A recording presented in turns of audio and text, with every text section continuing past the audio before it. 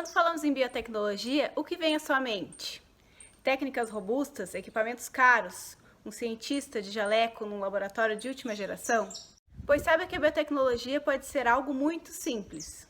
Hoje nós vamos falar de uma técnica que se acredita existir há mais de 2000 anos. É a compostagem. E eu começo te respondendo. O que é compostagem? A compostagem é um conjunto de técnicas aplicadas para estimular a decomposição de materiais orgânicos por organismos heterótrofos aeróbios, ou seja, organismos que não produzem seu próprio alimento e que precisam de oxigênio para realizar sua respiração. Trata-se de um processo natural em que, na presença de oxigênio, os micro-organismos como fungos e bactérias, ou ainda animais como as minhocas, são responsáveis pela degradação de matéria orgânica, transformando-a em humus, um material fértil e muito rico em nutrientes. Com isso, a técnica de compostagem pode ser considerada um método de reciclagem de lixo orgânico. Reciclar o lixo orgânico é muito importante. Segundo pesquisa do Instituto de Pesquisa Econômica Aplicada, o material orgânico corresponde a cerca de 52% do volume total de resíduos produzidos no Brasil, e grande parte disso vai parar em lixões e aterros sanitários, onde são depositados com os demais resíduos, sem receberem nenhum tipo de tratamento específico. Nesse sentido, a prática da compostagem, seja ela realizada no ambiente urbano ou rural, acaba trazendo muitas vantagens para o meio ambiente e para a saúde pública. A principal vantagem a ser destacada é que no processo de decomposição proporcionado pela compostagem, ocorre somente a liberação de dióxido de carbono, água e biomassa. Por se tratar de um processo de fermentação que ocorre na presença de oxigênio, não ocorre a formação de gás metano. O contrário acontece nos aterros. Na ausência de oxigênio gasoso, as bactérias anaeróbias vão acabar gerando, dentre outros gases, o gás metano, que, se não for corretamente captado, poderá alcançar o ambiente trazendo grandes danos ambientais. Como já falamos em outra aula, o metano é um gás de efeito estufa extremamente agressivo, sendo cerca de 21 vezes mais potente do que o gás carbônico. Ainda é possível afirmar que, se caso a compostagem fosse mais praticada por cada família e por cada indústria, haveria uma economia nos custos de transporte de lixo e de uso do próprio aterro, o que ocasionaria no aumento de sua vida útil. Existem dois tipos de compostagem, a vermicompostagem e a compostagem seca. Na compostagem seca se utilizam apenas os micro-organismos que estão presentes no solo para fazer a degradação da matéria orgânica. Na vermicompostagem, além dos micro-organismos presentes no solo, também se utilizam minhocas para ajudar a acelerar o processo de decomposição dessa matéria orgânica. Por isso, na vermicompostagem, o processo de decomposição costuma demorar menos tempo do que na compostagem seca. A composteira que eu vou mostrar para vocês aqui hoje, ela foi adquirida de forma comercial e ela é composta por 3 recipientes. Esses 2 primeiros vai ser aonde a gente vai colocar a matéria orgânica. E eles são vazados na parte de baixo para poder percolar o chorume que vai sendo formado conforme vai ocorrendo essa decomposição da matéria orgânica. Esse último recipiente aqui, ele não é vazado e é onde vai acabar ficando depositado o chorume conforme ele vai sendo produzido. Se vocês verem aqui, tem até uma torneirinha para a gente conseguir fazer essa captação desse chorume de forma mais fácil. No entanto, como eu falei para vocês, eu adquiri esse aqui de forma comercial, mas vocês podem fazer a sua própria composteira utilizando baldes, garrafas PET, enfim, diversos recipientes. Essas composteiras em recipientes são as mais práticas e as mais utilizadas para ambientes urbanos e pequenos, e, como já dito, existem variadas versões. No entanto, caso tu tenhas mais espaço ou tenhas acesso a um grande volume de matéria orgânica por dia, podes fazer, por exemplo, uma composteira usando tijolos, rede metálica, madeira ou fazendo a compostagem em pilhas ou leiras, direto no chão. Ainda, caso estejas disposto a investir um pouco mais nesse novo hábito, existem composteiras mais modernas, que geralmente utilizam a estratégia de compostagem seca. Para espaços grandes, temos o exemplo da caixa de compostagem. E para uso em pequenos espaços, trago como exemplo essa composteira rotativa. Mas, caso queiras investir muito mais, aí tu podes adquirir uma composteira automática, que também não usa minhocas e é capaz de receber resíduos que a composteira convencional não recebe, como restos de alimento de origem animal, por exemplo. Além disso, elas aceleram o processo de formação do humus. Alguns modelos chegam a prometer degradação dos alimentos de 12 a 24 horas depois do depósito orgânico. Bom, e como é que a gente realiza a compostagem? No meu caso aqui, que a gente vai utilizar a vermicompostagem, o primeiro passo é adquirir as minhocas e o humus. Então, a primeira coisa a se fazer é colocar no primeiro recipiente uma camada de humus de mais ou menos um dedo, com as minhocas já. Posteriormente a isso, então, a gente vai coletando a matéria orgânica conforme a gente vai utilizando e vai sobrando na nossa casa. E quando a gente completar mais ou menos o volume de um pote de sorvete de 2 litros, a gente então vai depositar na nossa composteira. Depois que a gente deposita a composteira, a gente deve cobrir com matéria seca, folha seca, serragem, desde que não seja de madeira tratada, né? Enfim. A gente faz isso até completar um recipiente desses da composteira que eu mostrei para vocês e depois a gente vai inverter eles de local e aí a gente vai deixar as minhocas agindo naquela matéria orgânica por mais ou menos 30, 45 dias. Enquanto isso, a gente vai preenchendo a outra caixa que estava vazia, a gente vai colocando direto ali a matéria orgânica coberta de matéria seca. Então, vou demonstrar agora para vocês esse passo de depositar a matéria orgânica. Aqui a gente tem, então, um pote de sorvete de 2 litros, como eu comentei para vocês. E dentro dele tem, então, matéria orgânica que foi coletada, né, do uso doméstico durante os últimos dias. Então, completado esse recipiente, a gente já pode depositar na composteira.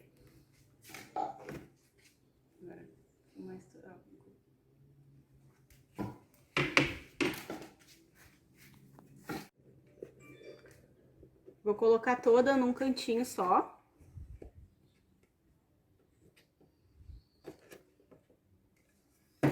E cobrir com matéria seca.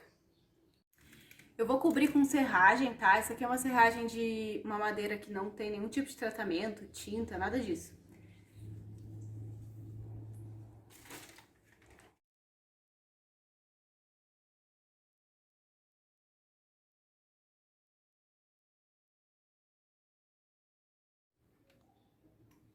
Pronto, sim, tá bom. A gente vai repetir esse processo algumas vezes até completar toda essa caixa. Depois que a gente completar essa caixa, ela vai passar para o segundo andar e a caixa que estava vazia agora, que tá vazia, ó.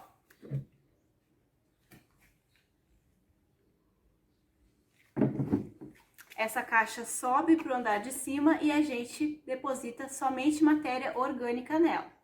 Depois que a gente já completar a caixa de cima, a caixa de baixo vai ter passado um tempo em que as minhocas vão ter agido, por mais ou menos 30 dias, e aí depois a gente vai retirar o humus que vai estar pronto dessa caixa de baixo, tá?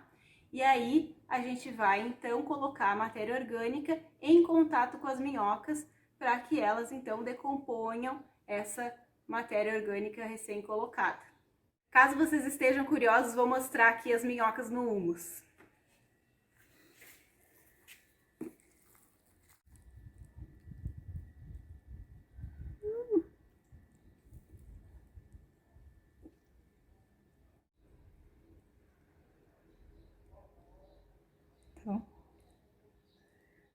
Vocês vejam que essa minhoca aqui, ela tem uma seção mais dilatada e mais clara, e esse é o clitelo que demonstra que ela já está maturada sexualmente. Aqui na nossa composteira, as minhocas vão se reproduzir e a população vai cada vez mais aumentar. E como eu falei para vocês, conforme vai acontecendo a decomposição da matéria orgânica, vai percolando um líquido que a gente chama de chorume. E ele vai ficar nesse último recipiente que agora a gente vai coletar.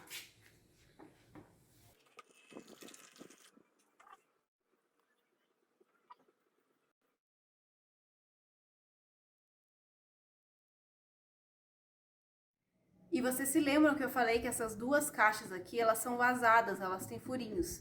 Então, pode acontecer das minhocas, porventura, passarem por aqueles furinhos, né? Então, se elas caírem nessa última caixa aqui do chorume, pode acontecer que elas se afoguem. Então, para isso, a gente coloca uma ilha para elas conseguirem subir e sobreviver e, eventualmente, a gente conseguir coletar elas e colocá-las de volta nos recipientes de matéria orgânica. Então, eu tenho aqui exemplo para vocês da ilhazinha que eu coloco nessa caixa. E ela fica aqui no meio, então, para as minhocas conseguirem subir.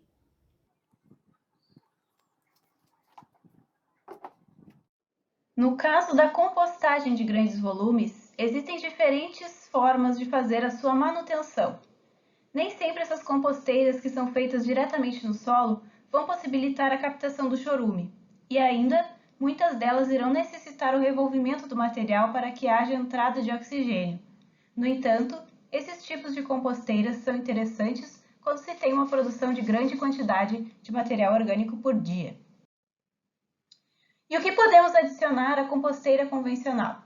Bom, resíduos frescos, como podas de grama e folhas, que são legais pois possuem alta concentração de nitrogênio. Restos de alimentos, como talos e cascas de frutas e verduras. E restos de alimentos que não estejam cozidos ou temperados. Serragem e folhas secas, cuidando para que a serragem não seja tratada, ou seja, não possua aditivo químico, como verniz, por exemplo. Esses componentes secos ajudam no equilíbrio da compostagem, pois são ricos em carbono e evitam o aparecimento de animais indesejados e de mau cheiro. Ainda pode-se adicionar também rolinhos de papel higiênico, cascas de ovo, de preferência seca e triturada, e filtros de café junto da borra de café, que além de ser uma excelente fonte de nitrogênio, ajuda a espantar insetos, evitar mau cheiro e reter umidade. E o que não pode ser adicionado na compostagem convencional? Frutas cítricas, como laranja, abacaxi, limão, que tanto a polpa quanto as cascas podem alterar o pH do ambiente. Fezes de cães e gatos, que apesar de se parecerem com fertilizantes naturais, esses resíduos podem conter parasitas e vírus que trazem riscos potenciais às minhocas e às plantas. Laticínios, seja ele qual for.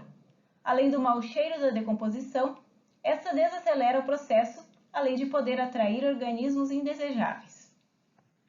Derivados de trigo, como massa, bolo, pão, que também têm decomposição lenta em comparação com os demais, e em demasia atraem pragas. Plantas doentes, pois se estiverem, por exemplo, com algum fungo, este pode ser passado para plantas saudáveis quando o humus for depositado em algum canteiro.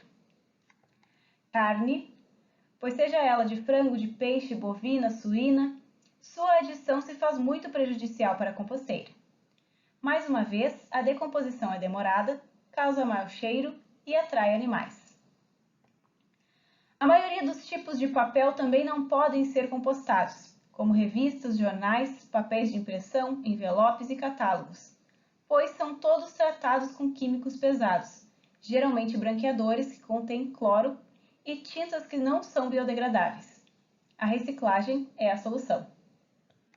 Alho e cebola também têm decomposição muito lenta e trazem mau cheiro, portanto não podem ser adicionados. E por fim o arroz, que depois de cozido é um local de proliferação rápida de bactérias que fazem mal para a compostagem. E quais são os fatores que afetam a compostagem? O primeiro que vou destacar é a aeração. A aeração correta é capaz de evitar altos índices de temperatura durante o processo, de aumentar a velocidade de oxidação, de diminuir a liberação de odores e de reduzir o excesso de umidade de um material em decomposição. Além disso, prestar atenção na aeração é importante porque, como já falamos, a compostagem se utiliza de seres aeróbicos, sendo indispensável a presença de oxigênio. Para a promoção da aeração, pode ser feito o revolvimento dos materiais em decomposição. O segundo item são os micro-organismos. As bactérias e os fungos decompositores são os protagonistas deste processo, sendo sua população extremamente variada. A diversificação dos itens adicionados à composteira faz com que os nutrientes variem, variando também a população microbiana, que pode ser determinante para a velocidade de processamento do material. A população microbiana varia de acordo com a fase em que o processo de decomposição se encontra. A fase inicial da decomposição dos resíduos orgânicos dura poucos dias e é chamada de fase mesófila, por conta dos micro-organismos mesófilos que estão ativos. Estes se desenvolvem em temperaturas medianas até por volta de 40 graus Celsius e degradam compostos que podem ser facilmente consumidos, como açúcares. A atividade microbiana faz com que aumente a temperatura até chegar ao ponto em que ocorre morte dos micro-organismos mesófilos e a multiplicação de micro-organismos termófilos. Dá-se início, então, à fase termófila, em que substâncias mais complexas, como proteínas e a celulose, são degradadas, o que produz mais calor. Esse aumento da temperatura é muito importante, pois é quando temos a morte de micro-organismos patogênicos e sementes de ervas daninhas. A fase termófila dura por volta de 1 a 2 meses. Degradados estes componentes, temos a última fase, que é a de maturação, quando a degradação do substrato acarreta na diminuição da quantidade de matéria orgânica disponível e o material se estabiliza. A temperatura, então, decresce gradualmente até atingir a temperatura ambiente. É preciso destacar que para o uso do humus como adubo, não é interessante que este atinja a total maturação, pois o conteúdo orgânico se faz importante para essa aplicação. Com isso, conhecendo as fases da compostagem, fica clara a importância de outro fator, que é a temperatura. Isso nos faz atentar para o local de instalação e os devidos cuidados para a manutenção correta da temperatura da composteira. A umidade é outro fator, já que os seres vivos que ali atuam necessitam deste componente para sobreviver. Portanto, a baixa umidade diminui a ação dos micro-organismos e animais, mas a alta umidade impede a circulação de oxigênio. Por isso, a umidade ideal fica entre 55% e 60%, não podendo estar nem seca e nem encharcada. O pH é outro fator que precisa ser atentado, já que a maioria dos organismos que atuam no processo sobrevivem entre pH 5,5 e 8,5. Como a maior parte dos compostos orgânicos são de natureza ácida, o principal cuidado nesse sentido fica na adição de componentes que baixariam ainda mais o pH, como as frutas cítricas já citadas. Bom, então os produtos da compostagem, eles são o humus e o chorume. A compostagem promove a valorização de um insumo natural e ambientalmente seguro, que é o humus, também chamado de adubo orgânico. Como já falado, ele é um componente orgânico resultante da decomposição promovida por micro-organismos e animais. Com o uso desse insumo em hortas, floreiras e jardins, por exemplo, promovemos a reciclagem dos nutrientes do solo e o reaproveitamento agrícola da matéria orgânica, evitando o uso de fertilizantes inorgânicos formados por compostos químicos não naturais. Estes últimos podem propiciar o desequilíbrio dos ciclos biogeoquímicos e comprometer a saúde alimentar, principalmente quando apresentam metais pesados na sua composição.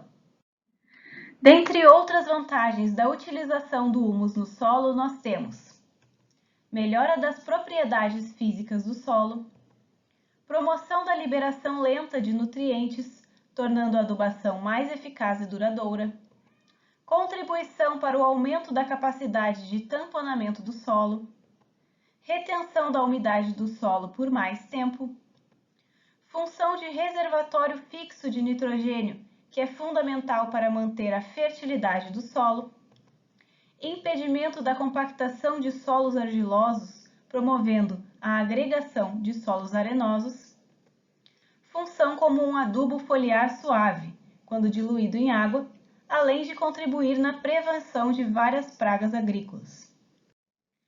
Comparado a um solo que não recebe humus em sua composição, a planta no solo adubado cresce mais rápido. Aqui temos exemplos de plantas que se desenvolveram em solos com diferentes porcentagens de humus, mostrando que quanto mais humus, mais rapidamente a planta cresce. O chorume, que é o outro produto que a gente coletou aqui da compostagem, ele pode ser utilizado como pesticida e também como adubo orgânico. Como ele é um líquido muito ácido, a gente precisa então fazer uma diluição para conseguir empregar ele nessas funções. A Dino Company, empresa de microverdes fundada pelo biotecnologista Diego Amaral, fez essa ilustração de como pode-se utilizar o chorume, aqui chamado de biofertilizante. Um copo de 200 ml de chorume é colocado em uma garrafa de 2 litros, que tem seu volume completado com água. Posteriormente, esse líquido pode ser usado a cada 15 dias para borrifar as folhas ou para regar as plantas. Por fim, a compostagem deixa cheiro ruim e atrai algum tipo de inseto? Não, se ela for bem executada não vai acontecer nada disso. O principal para não atrair insetos é deixar a tampa sempre bem fechada e aqui entre as divisórias dos recipientes. E também é muito importante que a gente cubra bem com a matéria seca, tá? Mais ou menos um dedo da matéria seca. O cheiro da compostagem não é um cheiro ruim, é um cheiro de terra molhada. Então é agradável, não tem nenhum problema de deixar ele dentro de casa, por exemplo. Pessoal, espero que vocês tenham aprendido um pouquinho mais sobre compostagem nessa aula. E espero que vocês se aventurem também a compostar. E aí, vamos compostar? Tchau, até a próxima aula!